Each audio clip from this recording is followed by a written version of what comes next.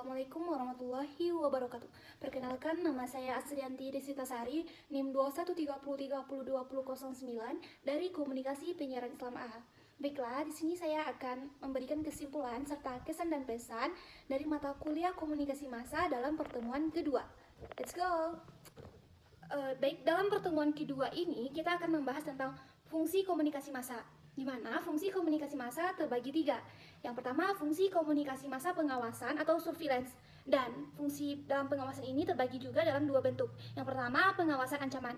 Yang dimaksud dalam pengawasan ancaman yaitu ketika media massa atau komunikasi massa memberikan informasi tentang adanya ancaman, seperti ancaman akan angin topan, ancaman gunung meletus, dan lain-lainnya. Dan yang kedua yaitu fungsi komunikasi massa dalam pengawasan instrumental, yaitu penyampaian informasi dalam komunikasi massa atau media massa yang dapat membantu khalayak dalam kehidupan sehari-harinya, seperti mode pakaian pada zaman hari ini atau mode hal-hal terbaru pada saat ini, dan seperti adanya resep makanan terbaru.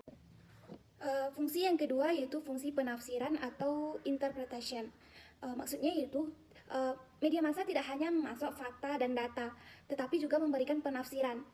Penafsiran maksudnya itu menjelaskan arti sesuatu yang tidak jelas terhadap kejadian-kejadian penting, seperti virus corona, COVID-19.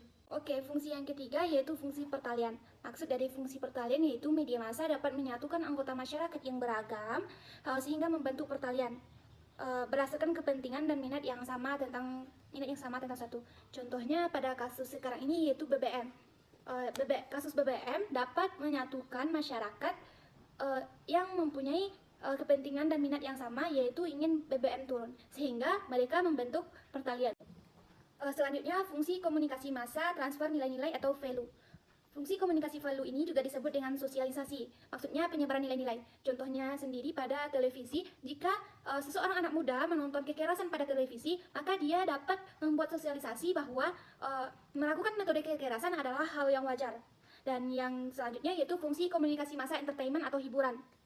Fungsi komunikasi massa entertainment atau hiburan adalah mengurangi ketegangan pikiran pada khalayak, seperti penyiaran drama, kesenian, olahraga, dan lain-lain, yang intinya yang menciptakan kesenangan dan hiburan.